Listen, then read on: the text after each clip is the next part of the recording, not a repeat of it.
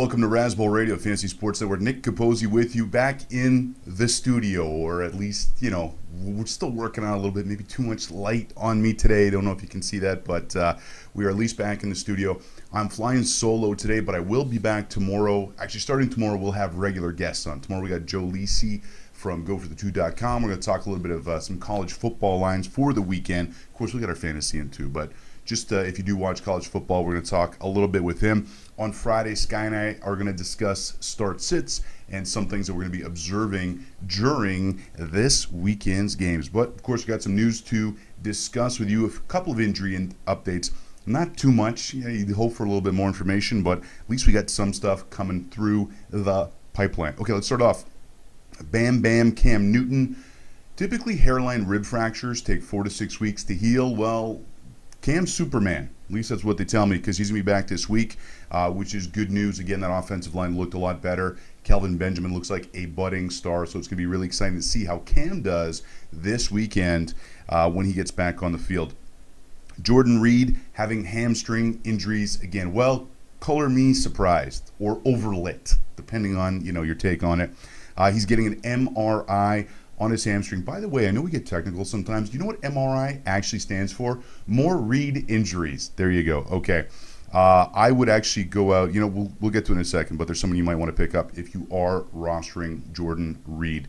Andre Ellington played Monday night against the Chargers. Well, guess what? He's wearing a boot now. Here's the story. Apparently, the injury can't get worse, and he's just wearing the boots. When he goes out and parties in Scottsdale, he doesn't make it worse. That's the story. Okay, I added the Scottsdale part.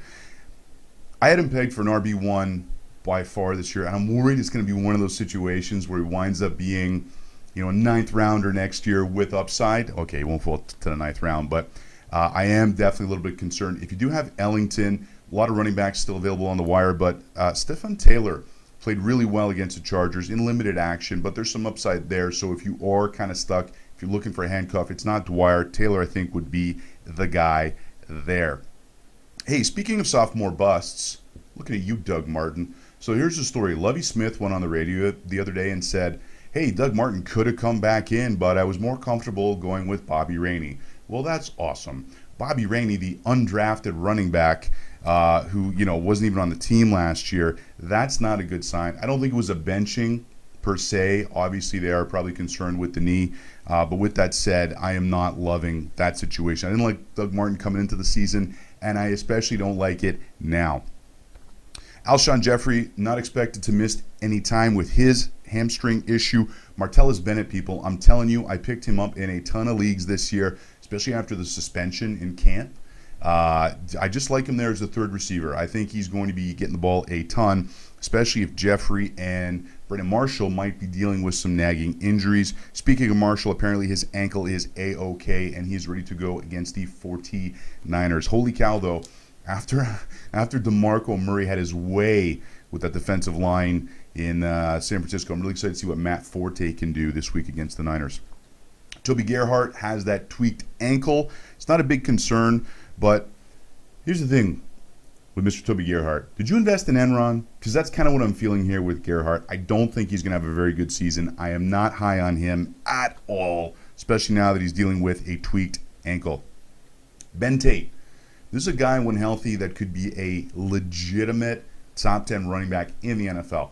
But he's never healthy. He's in the Jordan Reed camp, MRI City. Had an MRI on his knee. Did you pick up Terrence West yet? Isaiah Crowell obviously is interesting as well, but the guy you want there is Terrence West. If he is still available somehow in your league, he looked really good against Pittsburgh's defense, going 16 for 100 on the ground. Looking like 2 to 4 weeks out for Ben Tate. Jordan Cameron has a case of Josh Gordon might be back-itis. Now, okay, he's got a bum shoulder, but I'm actually really pessimistic on this because the Cleveland went out and actually signed Gerald Robinson and worked out Kellen Davis. So if they're trying to bring in more tight ends, that is a bad sign for Jordan Cameron's shoulder. So you have been advised.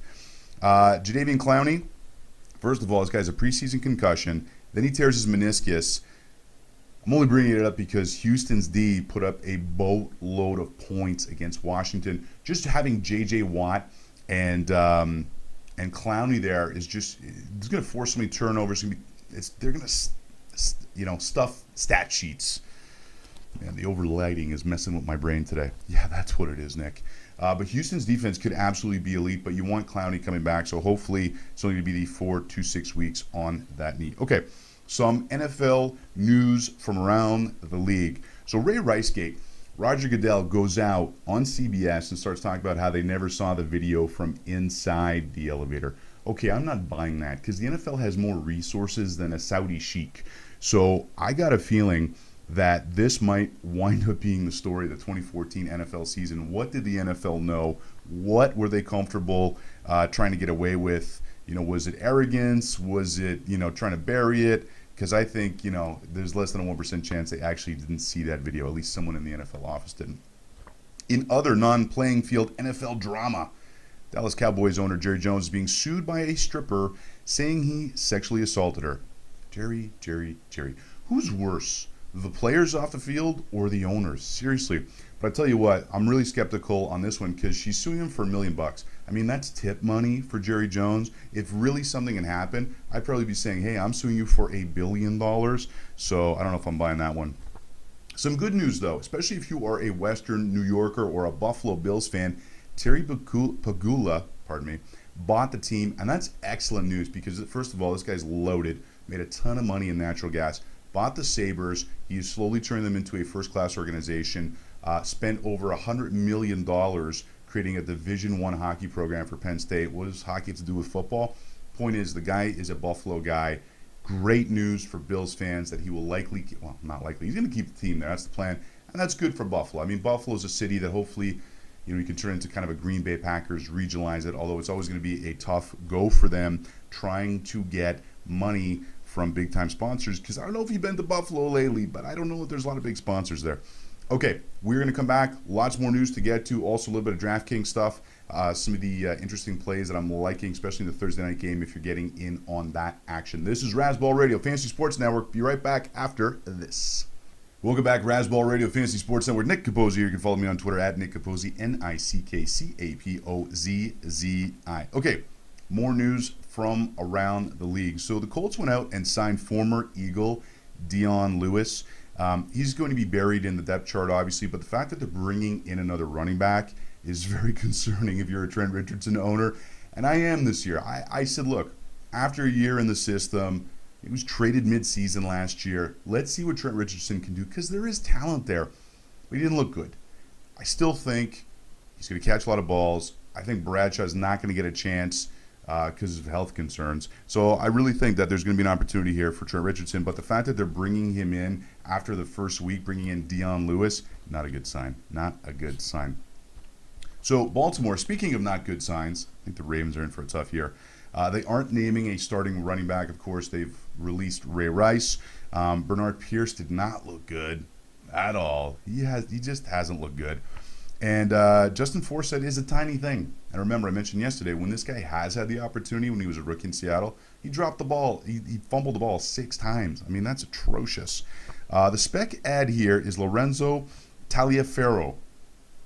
Say that one more time. Lorenzo Taliaferro, 2% owned, 4th-round pick out of Coastal Carolina. He's a big back. He falls forward. He's a pretty good pass blocker. Not a great pass catcher, though. But here's the interesting thing. Gary Kubiak has a track record of taking no-name running backs and turning them into something. Arian Foster. There you go. That's all I need to say, Arian Foster. So I picked up Taliaferro in quite a few leagues, actually. Good spec ad. By the way, it was JJ, the editor-in-chief for Number Fire, who wrote a great article yesterday. So just pump his tires on that for pointing him out to me. Okay, a lot of positive buzz about how Jake Locker performed against the Kansas City Chiefs. The guy's got the natural skills. He's got a cannon of an arm. He's mobile. He's pretty thick. I mean, he's a guy that can, actually be, he's got the tools, the physical tools to be a quality NFL quarterback. And he did really well against the Chiefs. 266 yards, 2 touchdowns, no interceptions. He's 21% owned. He's also working with Ken Wisenhunt. Okay, Ken Wisenhunt, speaking of track records, has a track record of having success with quarterbacks. So at 21% ownership, hopefully Jake Locker doesn't have to start for you in a 10 or 12 team league, but just, put him on your watch list. Definitely a guy to consider. And if you're in deeper leagues or have a super flex, I've seen him on waiver wires where he's available in Superflex League. So Jake Locker, keep that in mind. Okay, talked to you earlier about Jordan Reed's hamstring issue. Here's a guy to keep an eye on as well. Tight end Niles Paul. Now, technically coming into the season, he was third on the depth chart, but this guy's a pass catcher. He's not a blocker. He'll be on the field to catch balls. And with Garcon and Deshaun Jackson taking the top off the defense, there's a lot of room in the middle, which is why I was really big on Jordan Reed. Jordan Reed, MRI, more Reed injuries. But Niles Paul, he went 4 for 86 in that game against the Texans. So if you're looking for a tight end, this guy's owned nowhere. I think he has like 1% ownership if I'm not mistaken. So definitely someone you want to go after. I'd still rather have Dwayne Allen or Larry Donald from the Giants if I've got to make a decision like that. But yeah, I'm just saying. Speaking of just saying, here's something to ponder. We're only 1 week into the season. But what if you re-rank the top 5 running backs this year? Because obviously it was Charles, McCoy, AP, Lacey, and Forte. How would you actually order those guys right now? So I just, scratched it out. I got a pen. I got some paper. Probably go McCoy still number 1 just because of the amount of running that the Eagles are going to do. Forte number 2. That passing game is going to be great, and he's going to get a lot of opportunity. AP 3. I don't know if he's going to catch those 50, 60 balls I was hoping he would, but he's still AP. And until someone slows him down, especially too when you bring in a guy like Cordarrelle Patterson, defenses can't put 8 men in the box against him. So another guy worth considering. So I have him 3rd. Lacey 4th, only because of the concussion issues. And what was interesting too against that Seattle team? He had 2 really good runs to start off, and I'm like, oh man. But then Seattle adjusted, and there wasn't much room for him after that. And then Jamal Charles, who I'm not in panic mode yet, but I am definitely in, if someone makes you an interesting offer, I would actually, consider trading Charles. I didn't like the fact that the amount of touches he had. I look at Andrew Reid's track record with running backs. Everyone kept saying, hey, give Shady the ball in Philadelphia, and he didn't. Now, last year, obviously, he gave Charles the ball a ton, but there's no doubt there was concern there for me with Jamal Charles, so keep that in mind. And here's another thing to ponder, and I'm not even talking about Christian Ponder. Where does Le'Veon Bell fit into that? 197 combined yards on 27 touches against Cleveland, whose defense is actually pretty good. Don't sleep on them. I will be streaming them this year. Is he in that top 5 now? Because I'll tell you, if you ask me today, would I rather have Charles or Le'Veon Bell? I'll take Bell because I just think he's going to get the opportunity, and he looks so good, like really good. That guy is a talent, no question about it. Okay, what else we got here? Let us talk about Taj Boyd. Remember him? He was a big mobile quarterback from Clemson. There was even talk a couple years ago that he could actually be the number 1 pick in the draft. And then, of course, he wasn't very good at Clemson. But he worked out with the Bills. Do they have like a major hate on for E.J. Manuel? Okay, I've come off the E.J. Manuel bandwagon. I admit it, yes. I think I was wrong. I won't even say I think. I was wrong on E.J. Manuel. I apologize. But nonetheless, the fact that they're bringing in, first they bring in Orton, now they're bringing in Taj Boyd. Well, they're working him out anyway, but still. So Victor Cruz started yapping about not getting enough opportunity in the Lions game. Well, here's my argument to you, Mr. Salsa Dancer. You had 6 targets, and you converted 2 of them into catches for 24 yards. Victor, you can't complain about that. Catch the ball. You can't convert on 33% and then say you didn't get enough opportunity. So I think that Giants team is going to be a mess. Do you have any New York Giants? Trade them. Get rid of them. Okay, Rashad Jennings was okay. Didn't see much of Andre Williams. I was hoping to see more of Andre Williams. He only had 5 touches. I know Coughlin is going to be more conservative with a rookie runner. Obviously, Coughlin is allergic to fumbles. Most NFL coaches are, but especially him. But if they don't get that running game going, I don't know what happened to Eli. It's like, in baseball, when catchers kind of forget how to throw to the pitcher, there's been a few, cases of that. Mackie Sasser, for example. I'm starting to think Eli has forgotten how to throw the ball. How bad is that Giants team going to be? I mean, they might be in, the contention for the number 1 pick, and I'm not even kidding about that. Okay, we're going to do some more news after this. Don't forget, if you haven't collected your league fees yet, you can still do that. Sportsvault.net. Let someone else collect the league fees for you. Why bother with it? Don't stress. Let Sportsvault do it. They'll send out the emails. They'll collect it. They'll redistribute it. And how much does it cost? Goose egg. That's right. Totally free. sportsvault.net. Get on that, people. Get on it. It's not too late. All right, Razzball Radio, Fantasy Sports Network, back right after this. Welcome back, Razzball Radio, Fantasy Sports Network. A little bit more news and notes, and then we're going to get to some daily fantasy football. Dolphins center Mike Pouncey, who had the offseason hip surgery, isn't practicing yet. I'd love to get him back as soon as possible if you've got shares in Lamar Miller or Noshawn Marino, but the line still look pretty good against New England's pretty tough defense. So hopefully he will come back. Question, why are they called the fish? Because dolphins are mammals. I don't get that. Maybe it's a South Florida thing. Jason Garrett was talking about how Tony Romo needs to be more conservative and not pass into tight spaces. Jason, do you know how old Tony Romo is? He's 34 years old. Do you think he's going to change now? I don't think so, brother. I think it's time for a house cleaning in Dallas. Just throwing that out there. Jason Garrett, you got to go. That's a problem when you have Jerry Jones, your general manager. Blinders on. Okay. Lots of people, including myself, had Antonio Gates left for dead, but he played real good.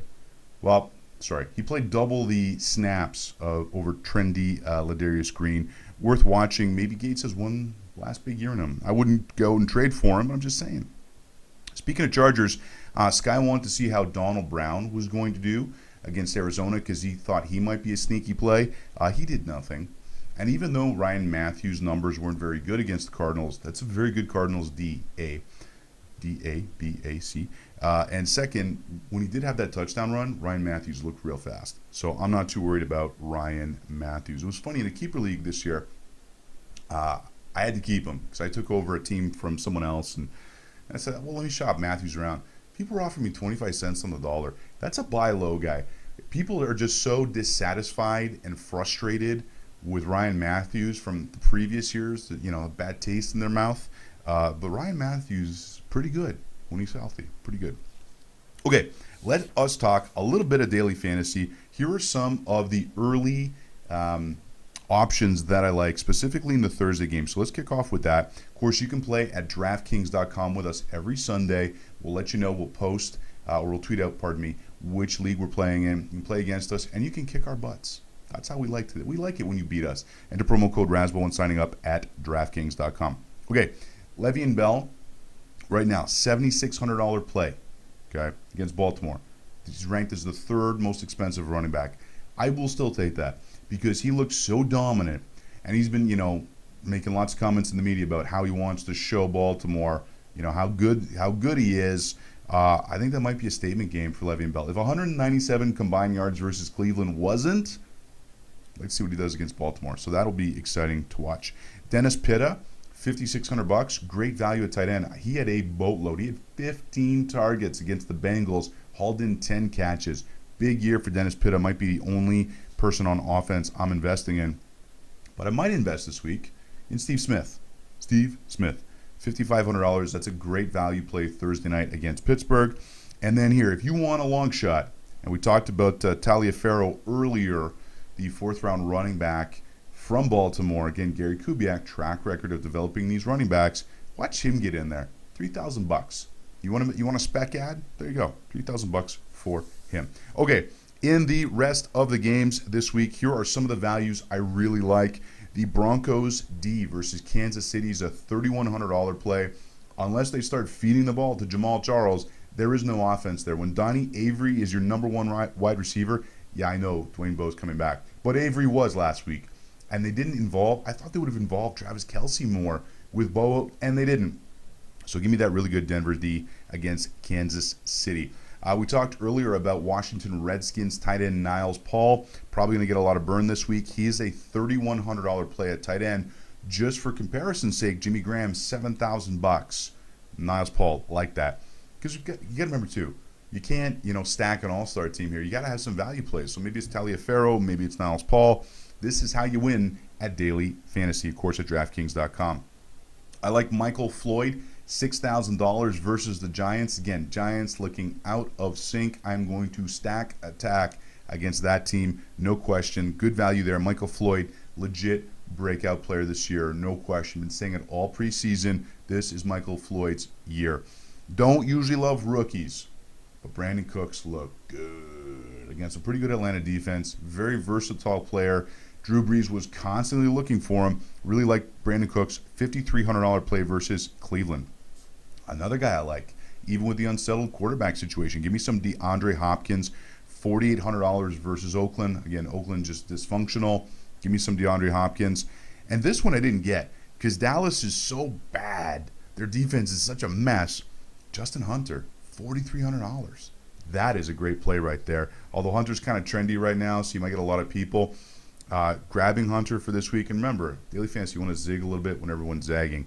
Here's a zigzag for you. Jericho Cotchery, $3,000 versus Detroit. Cam's back. Cotchery had 10 touchdowns last year. I could see him putting up a touchdown, maybe 80 yards against Detroit, $3,000. That is a lot of value. Also, I like Jermaine Kearse of Seattle, $3,000 versus the Chargers. Another good value play there this year. Been talking all preseason. Seattle is going to pass more, and yeah, they beat the snot out of Green Bay, so they didn't need to open up that passing game, but you are going to see them passing a whole heck of a lot more. If Eddie Lacy is healthy, $6,000 for him versus the Jets, I'll take that. I mean, the Jets defense looked pretty good, but it was against the Raiders. But still, Eddie Lacy for $6,000, always someone I would consider. Another value play, and hold on. It's going to be tough to get this one out. Sean Green, $3,300 versus Dallas. Ugh. To wash my mouth, that was soap now. $3,300, Sean Green versus the Cowboys. I'm picking on the Cowboys right now. Stack against those terrible Cowboys. McCluster, $3,000 versus the Cowboys. Might want to go with one of those two Titans running backs. Seventh quarterback this week is Aaron Rodgers. You think he's got something to prove after the Seattle game, even though it's against the Jets? I think Aaron Rodgers, big week, $7,900. Bam Bam Cam, talked about him already. Cam Newton versus Detroit, $7,700. I like that. I like that a lot. Hairline, rib fracture, be darned. Carson Palmer, that line looked good. Big year for Carson Palmer. Big year. $7,300 versus the Giants. And finally, Jake Locker versus the Dallas Cowboys, $7,100. Wow. Good daily value this week. DraftKings.com, enter promo code Razzball. Okay, here's the plan, guys. Hopefully, I'll fix this lighting issue so it doesn't look like we're making a sequel to the movie Powder. Tomorrow, got some more news and notes. Also, Joe Lisi from GoFor2.com. Friday Sky is here. We are back to having guests.